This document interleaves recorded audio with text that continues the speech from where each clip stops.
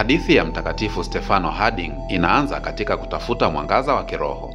Alichukua jukumu la kuwa mlezi wa monasteri ya Situ aliyoianzisha na ikawa taa ya mageuzi, akisisitiza kazi za mikono na kujitegemea.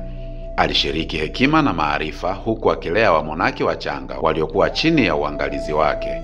Kwa roho ya unyenyekevu aliongoza misa, akikuza hali ya heshima miongoni mwa jumuiya huku akiwahamasisha kuunganisha imani na kazi za kila siku. Safari yake haikuwa rahisi. Alikumbana na mashaka na matatizo, lakini dhamira yake na maisha ya unyenyekevu iliendelea kuvutia wafuasi wengi. Aliweza kuanzisha mwamko wa kiroho uliosambaa kote Ulaya, ukiathiri maisha ya watu wengi.